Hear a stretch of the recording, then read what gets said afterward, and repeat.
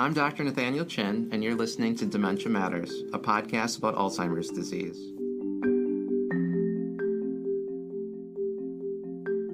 Dementia Matters is a production of the Wisconsin Alzheimer's Disease Research Center. Our goal is to educate listeners on the latest news in Alzheimer's disease research and caregiver strategies. Thanks for joining us. Welcome back to Dementia Matters. Back in 2017, the National Academy of Sciences, Engineering, and Medicine reported that non-medicinal interventions like cognitive training, blood pressure management, and increased physical activity all showed modest but inconclusive evidence for reducing a person's risk of dementia. In October 2023, 6 years later, the National Academy's Committee on Research Priorities for Preventing and Treating Alzheimer's Disease and Related Dementias will meet for a new public session to discuss updates on the research and science of these interventions. Joining us to talk about non-medication-based strategies for reducing dementia risk is Dr. Luke Stokel. Dr. Stokel works as a part of the National Institute on Aging, serving as the director of the Mechanistic and Translational Decision Science Program and the Neuropsychology of Aging and Early Alzheimer's Disease and Related Dementias program. He is also a licensed clinical neuropsychologist and a cognitive neuroscientist. And full disclosure for those listening, I do know Dr. Stokel, or Luke as I will call him, pretty well because we worked together on a National Academy's meeting or workshop back in August of 2021. And we will have a reference to that final document in our show notes. But it's wonderful to have you back, Luke, and welcome to Dementia Matters. Thank you. Thank you for having me. Yeah, long time coming. Well, we're going to jump right in, but I want to be a little bit personal in the beginning. So if you don't mind sharing with us, how did you get interested in clinical neuropsychology, cognitive neuroscience, but then ultimately why you're working for the National Institute on Aging? Yeah, I'll keep it brief. My entree into the world of dementia and Alzheimer's kind of did not follow a linear path. So I initially got excited about this area through an interest in mental health, actually. And so a lot of my early graduate work focused on work with individuals with severe chronic mental illness, including schizophrenia. What I had noticed as a clinician at the time in training was a lot of the patients that I saw, the thing that was disrupting their function wasn't their psychosis or, these so-called positive symptoms, but cognitive dysfunction, and didn't understand a lot about cognitive dysfunction at the time in the late 90s, early 2000s. But the National Institute of Mental Health actually was investing a lot in cognitive enhancing therapies. And at the time, I was interested in some related issues like cigarette smoking, which you see at very high rates in individuals with schizophrenia, disruption in metabolic function. I was in Alabama at the time where we have a lot of good barbecue. And so we saw a lot of diabetes. I don't know. As an early student, I was like, I think I can have a better shot of making a name for myself in the world of obesity or addiction. And these seem to be important issues for individuals. And as I move forward, I finished my training in clinical neuropsychology at Mass General Hospital in Boston to complete my degree, where I did a lot of dementia evaluations. But I saw more and more of that population and learned more and more about risk factors for development of dementia. And, at the time we were introduced to the concept of mild cognitive impairment for the first time. And it seemed like the field was going earlier and earlier. And as we moved earlier and earlier, those risk factors seemed to be more important. And that was an area of science I actually knew quite a bit about. So, kind of fortuitously, I first actually started off at the National Institute of Diabetes, Digestive and Kidney Diseases when I came to NIH, because I was really interested in the role of diabetes in, as a risk factor for later life cognitive decline and dementia risk, but also to help us understand if there are mechanisms that might be different from the traditional kind of amyloid tau neurodegeneration biomarkers that we all are familiar with now. And so a lot of my work was focused there. I was also introduced to colleagues at the National Institute on Aging that were working through this NIH Common Fund program called the Science of Behavior Change. And so another hat I wear is as a clinical psychologist.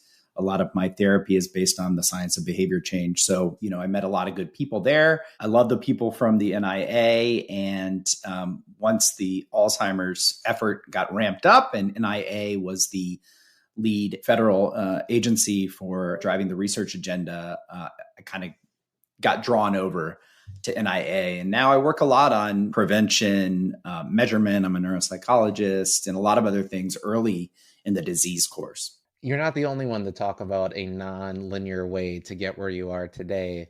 Your clinical experience, though, certainly influenced, where you are today. That's right.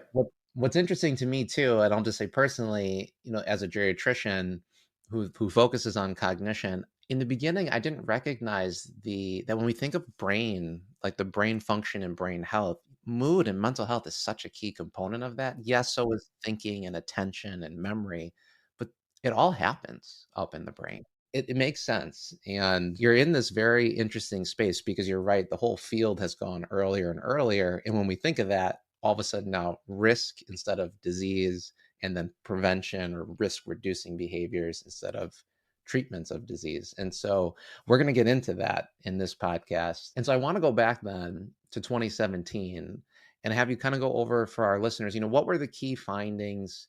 What did the science at that time show about these non-medication based interventions for the prevention of dementia? Yeah. So this was actually before I came to NIA. So I came to NIA in 2019, but this was a very influential report from the National Academies in 2017 on preventing cognitive decline. And essentially that consensus study found encouraging but inconclusive evidence suggesting that further research should be focused on three specific areas: cognitive training, blood pressure management, and increased physical activity. And there were some other recommendations, which I think are actually even more important for driving a research agenda, which are things like tailoring individual or interventions to individuals at high risk, beginning interventions earlier, as we said, using consistent cognitive outcome measures, which I'd like to talk about. It's a little tricky to do that earlier for reasons we can get into, including biomarkers as intermediate outcomes, getting more participation from underrepresented groups, and then conducting larger trials to look outside of the clinic in more community settings. And I'm going to want to get into those other recommendations because I think that is such an important part when we think about the science of non-medication based interventions. But when you think about the three that they talked about in 2017, cognitive training, blood pressure control, increased physical activity, which actually would help with blood pressure control. Did any of these surprise you? Were you a skeptic at all with any of these since you were not a part of that meeting in 2017? Yeah. So this because we've talked about it, but the cognitive training actually surprised me quite a bit. It's been one of these stories that continues to surprise me. And I worked a lot before coming to NIH on neurotechnology development projects using imaging. Part of my work, I worked right next to a colleague who did a lot of work on cognitive training. And there were a lot of null findings at the time. There's a lot of hype, with companies coming out promoting their products. But some of the science didn't look like it was terribly promising. You could train things for what they call near transfer. That is, you could train people to do a task and they'll do better at the task you train them on, but you're not really interested in whether somebody can draw lines on a trails task. You want to see how that translates into things that they care about in their function in the real world. We weren't seeing those effects and it wasn't clear why.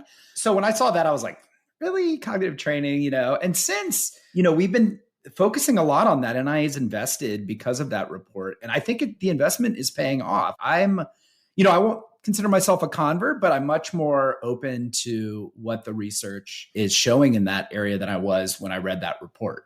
It's funny because in the memory clinic that I work in, and I work with a lot of neuropsychologists, and I love working with neuropsychologists, but they're always like you, a little bit on the hesitant side, a little bit questioning. Whereas for me, I love it. I love the idea of mental stimulation. I want all of my patients to do it. But you in the science, the hard science, are able to put a pause and say, well, let's think about this. And you are right. Many of those companies that came out have been sued or have had, repercussions to overpromising what they can deliver.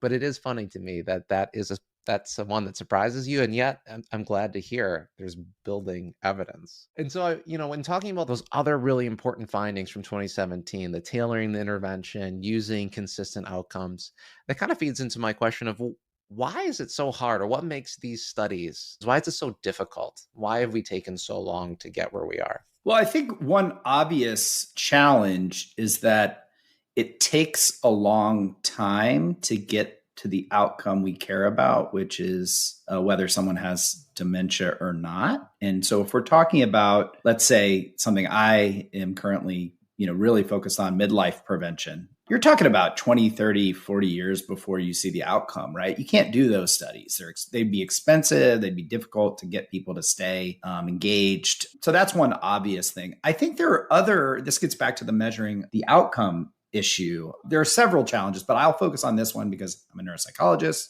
And traditionally, a lot of our outcome measures in dementia and Alzheimer's have focused on later stages of disease and also on differentiating groups. So do you have dementia or not? And we have a lot of great measures for doing that. They were developed a long time ago, and they did a great job of doing what they do. What they're not great at doing is measuring cognitive change, especially change within an individual, and especially early in the disease course when the changes in cognitive function are going to be more subtle. Having said that, we now have new tools and technologies. We have mobile monitoring. We have remote testing we can do. We have the ability to do really dense testing of people in their real world environment. They don't have to come in once a year to a neuropsych clinic where we shut out all the noise in the world and give them, in some cases, 8 to 10 hours of these kind of artificial, essentially cognitive games to understand how their brains function, right? So I think that's opened up some opportunities. Having said that, let's use cognitive training as an example, or something like mindfulness. Let's use mindfulness because it's an easier one. If you think about a study where you might be interested in whether engaging in mindfulness has a positive effect on, your dementia outcome of whatever it is, there's not a lot of great ways of studying mindfulness behavior. You can ask people what they're doing in a given moment, experience sampling, and they can tell you. And there are lots of rich information from self-report, a lot of limitations. We often complement self-report data with behavioral data or performance data. It's not clear what that would be in mindfulness. Some people, if you're thinking about cognitive function, will use reaction times, how quickly you're kind of responding to things. And if you're engaged in a deep mindfulness exercise, there are different patterns of slowing in your response times, and it's very indirect. It's not specific to mindfulness. And one of the advantages of tools like neuroimaging, for example, is there do seem to be some characteristic systems in the brain. So the so-called default mode network, other task negative and task positive. So parts of or networks of the brain that respond to demands from the external environment, and switching back and forth between those two things seems to be a beneficial effect of mindful, or that's what some people think is mindfulness can help toggle between that internal world and that attention to the external world more effectively. And so you can see that in imaging. But again, it's imaging. It's not a behavioral measure. It's, depending on who you talk to, difficult to interpret that data at times. So I think it's just challenging to study in the ways we'd like to.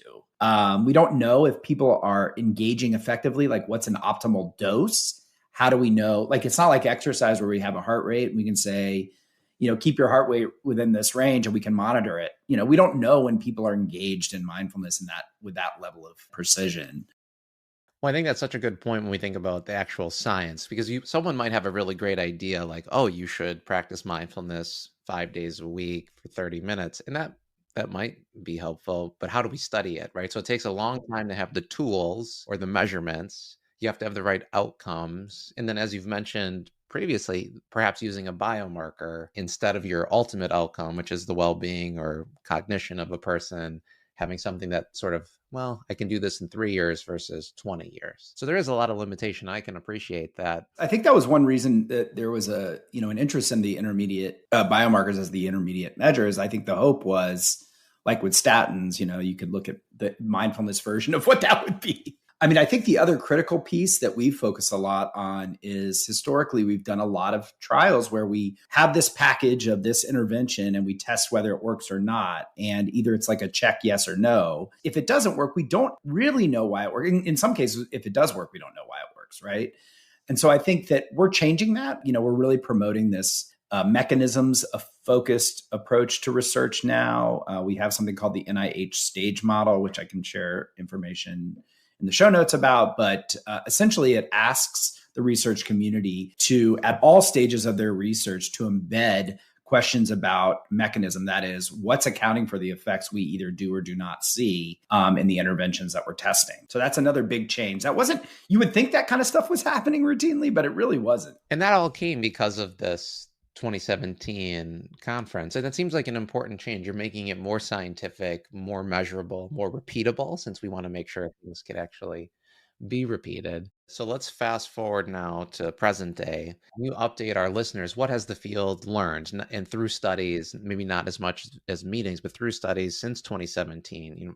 What have we learned about non-medication interventions, and what do you anticipate is going to be discussed? What's the new thing that in the research world when it comes to lifestyle interventions? Yeah, I mean, we've learned a ton. So I think that if you look at our investments in this area at NIA, we've supported 152 non-pharmacological trials as of September of 2022. And the majority of those are exercise trials. So the one thing that we are learning more is, exercise, for example, is great, whether it has a beneficial effect on risk reduction or, modifying the disease course for Alzheimer's, that's maybe still a little unclear. But whether it's exercise, diet, or a number of these kind of areas that are important for modifying risk related to lifestyle, getting people to stick to those things is incredibly difficult. So the area of adherence is something we've been investing heavily on since that meeting, using this experimental medicine approach where we ask, what are the mechanisms that account for why someone adheres to the intervention or not? I think we are learning more about not just whether these different approaches to treatment work, but why people are adhering or not. And that will help us better understand the mechanisms that account for the beneficial effects, because you can think about it. If people aren't adhering and it's not random, then there might be reasons people are dropping out of trials. We might be not adequately powered to test effects and all these other things. So I think through a series of research studies, we're going to be learning a lot about why and how people adhere, not only to exercise, though. The things that I talked about that are a little more tricky, like cognitive training or mindfulness, we're investing in smart people in the research community to help us better understand how do we measure adherence, why and how do people adhere. The idea that someone's sitting on a computer able to do an intervention from their home, that wasn't even a thing, when I was going through training. And now that's like, of course they can do that. But how we monitor people when they're not in the clinic, how we kind of develop interventions that use the technologies we have in front of them, what we need to be aware of when we're thinking about whether people are attending, averting their eyes from the camera. What does that mean? We never thought about that, I don't think, as much when we're in the clinic. Now we have all this data where we can just track people's eyes at all times. I think some of that is exciting. I mean, new areas that didn't make it in the report. If you remember, it was only 3 things. I think, I don't know that they're new, but they've certainly gotten more attention, like sleep, diabetes, social engagement, and loneliness.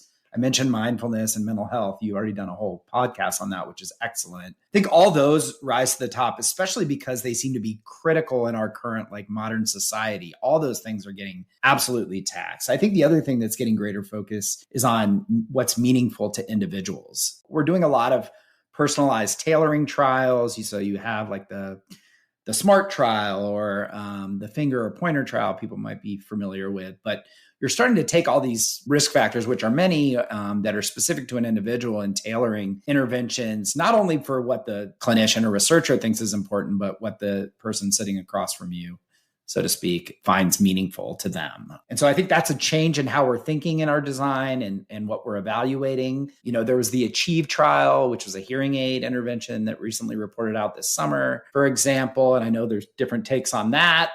Maybe the top line result was negative on the cognitive outcome, unless, maybe a subgroup analysis if you're at high risk. But I think one thing that was found in that study is improvement in quality of life. So, depending on what measures you're including in your study, the way you think about the outcome of your trial is going to be very different. And what's meaningful to the person enrolled in that trial might not necessarily be the thing that the researcher is only interested in. And that's important because, we're doing research that serves a public interest, including the people that are participating in our trials. I mean, I think in general, digital health technologies is something I'm fascinated with right now. From the assessment standpoint, the ability to just monitor signals in our environment from the devices we wear and carry with us, supercomputers in our pocket. But now there are even newer technologies that could measure radio frequencies in our environment when we don't even have to wear stuff, to pick up on patterns of our breathing when we're sleeping, to detect mild changes that may be indicative of changes in disease states, symptoms. There's a whole bunch of cool stuff. And then using that information also to develop interventions that can be delivered in people's real environment, real world environment in real time, so-called just-in-time interventions. That's incredibly exciting as well. So I don't know. There's a lot of exciting stuff, I think, happening. A lot of this is still early though, right? And so we have this new commission study that's going to follow up that 2017 report. We just met for a public session on Monday, actually. And so we'll be learning more about what that committee finds important because there's still a lot, right? There's a lot out there. I appreciate, and I wasn't prepared for you to talk about the idea of person-centered outcomes, what is meaningful to the people who are being studied. And that certainly is something that should be factored into a scientific trial, but you kind of need to know what those things are or how to ask those questions or look at them. It's overwhelming. It's exciting, but it's also overwhelming because you're right that research or clinic space has changed. It's no longer this office room in a hospital or some gray older building. It's everywhere now because of the way we can do things. And so that space is huge, which maybe allows for better adherence. We'll find out as we figure out how to study and measure adherence.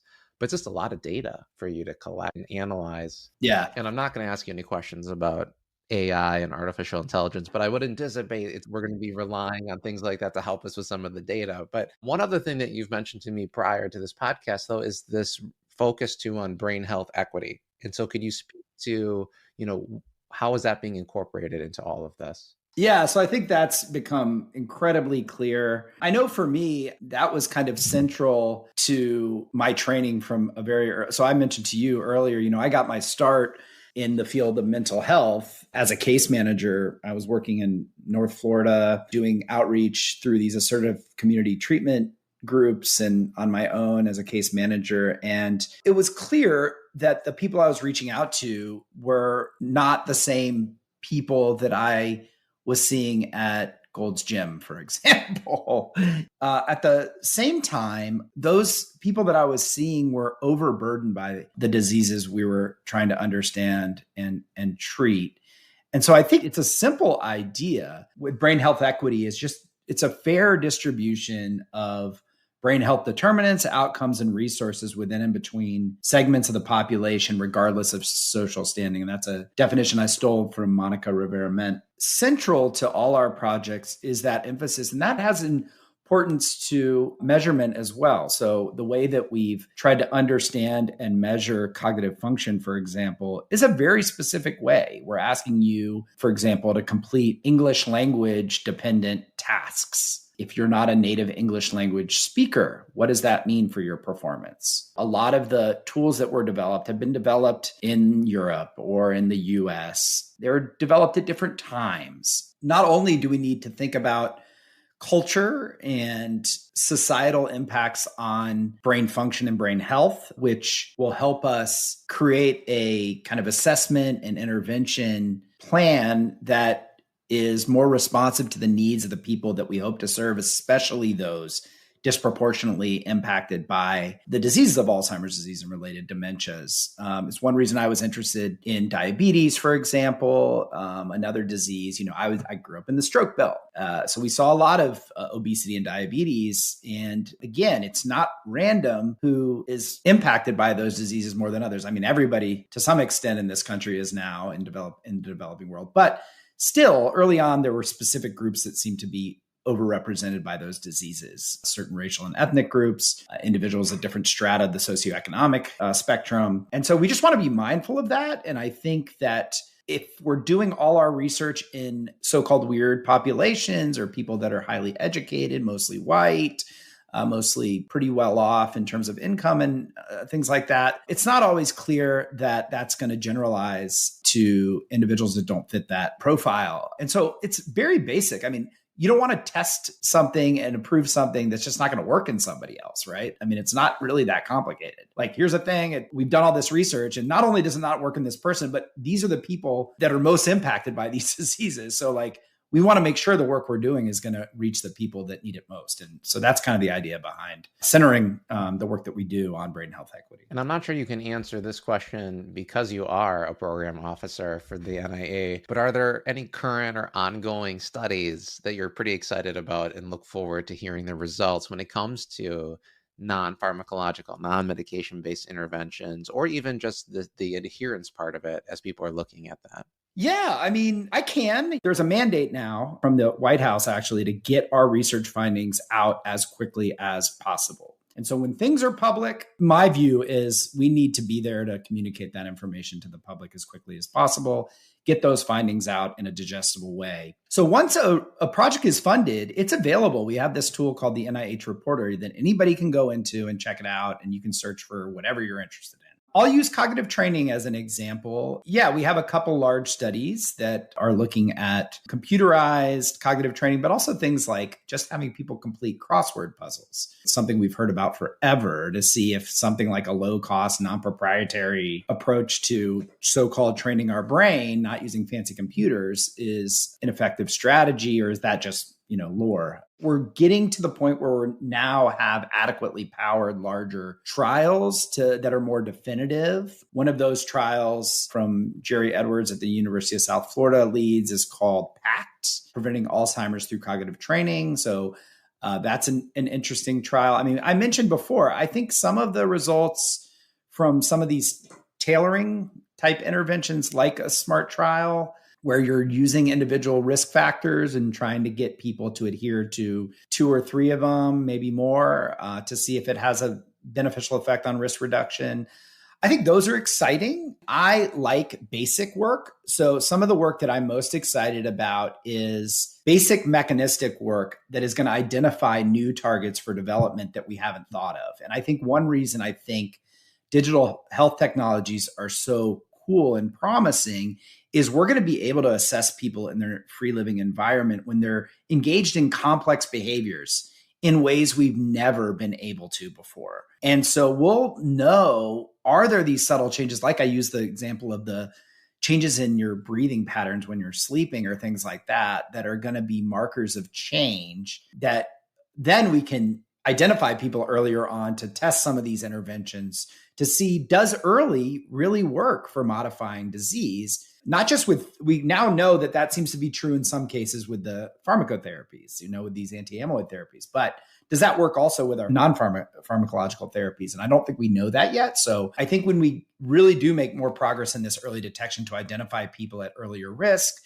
then we'll start to understand better, how do we modify? Like, what are the optimal intervention points, like ages? We don't even know that yet, really. What high-risk features seem to be most amenable to modification? What are the neural mechanisms that are more, modifiable or not? All that stuff is like kind of happening right now. Some of the protocols are published, but some of the reported outcomes being reported. I mentioned the Achieve trial, for example. There's a couple exercise things that have been published recently. Mindfulness, there was a mindfulness study. Some of those have not been as promising as I think we had hoped. So we're looking for new directions. And we hope in part this Academy study that's being commissioned will help us identify some new promising areas. I did point out one specific study. There's a lot though. What did I mention? The amount that we're funding.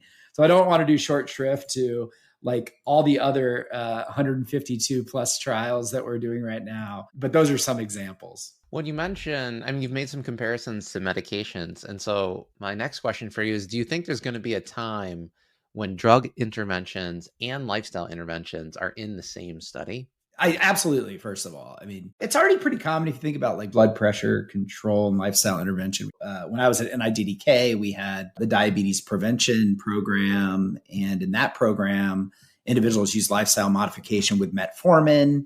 And we have a trial now that's being supported to follow up the DPP through their observational phase to see if metformin has a beneficial effect on more ADE biomarkers and other things like that. So that's a legacy study, but we have several of those that are ongoing right now. And the other thing I would mention is combo therapies using devices. So for a long time, we've talked about pharmacotherapies, but one thing that I had focused a lot on in my early career, like I said, was neurotechnology development. And one thing that people have used quite a bit is neuromodulation. So I think combining neuromodulation with lifestyle intervention, not just pharmacotherapy, is exciting. So one thing, if you think about cognitive training, for example, there are some people that think using neuroplasticity and mechanisms like this, if you can tweak the brain to be in a state for optimal learning, for example, through, non-invasive neurostimulation, then that might be a state that would be beneficial for training, not just throwing training at anybody at any time of day. I think those kind of approaches will become more common for sure. I think it has to be combos. I mean, it has to, right? No, and that makes perfect sense to me. And frankly, I think to most of our listeners, we're all wanting to know the lowest hanging fruit. We're all wanting to know the greatest risk factor because we're willing, maybe more willing to make those changes. But it is interesting to hear about the different combinations because it makes the most sense. Of course, as a geriatrician, multimodal intervention is ingrained in how we approach things. I'm going to end today with a personal question, because you're exposed to lots of different research, some successful, some showing, not null findings or just not successful findings, although the study could still be successful. What are you doing right now to keep your brain healthy? And what is one thing you wish you were doing, either more of or to start? Just one thing, Nate. Just one thing. That's right. I'm going to put you just that one thing. Oh man. Well, I've changed some things that I used to do a lot more when I was younger. My big thing that I've been intensely focused on is sleep. I think it's top of mind because I'm a father of 2 young kids. I've been through the gamut of sleep disruption. I will say the one thing that I haven't done an exceptional job of is my diet. I love ice cream. I know it's probably not great for me. I studied the effects of sugar on the brain. I believe in that research. Having said that, it's an example of just believing and knowing something does not translate into behavior change, because I know that I still love ice cream and I still find myself eating it in more than I probably should. The other thing I would say though, exercise, I give myself a break, right? It's not like all or none for me. I've learned, I find the combination of things that seems to work for me. I'm not going to do everything perfectly. I've always been engaged in exercise as a competitive athlete as a younger kid, and I found yoga in later life. So that's kind of something that I routinely stick to that gives me a nice combo of exercise and mindfulness practice, even though the jury's out on whether it will have a beneficial effect on my brain. I enjoy it. I benefit from it almost immediately. And so it's meaningful to me, even if it doesn't have the outcome on cognition that I would hope. No, let's not overanalyze the data when it comes to just our well-being, Luke. So thank you for sharing and being honest about that. None of us are perfect. So I'd like to thank you again for being on Dementia Matters, and I certainly intend to have you back on in the future. Awesome. Thank you, Nate. It was great. Thank you for listening to Dementia Matters. Follow us on Apple Podcasts, Spotify, Google Podcasts, or wherever you listen. Or tell your smart speaker to play the Dementia Matters podcast. Please rate us on your favorite podcast app.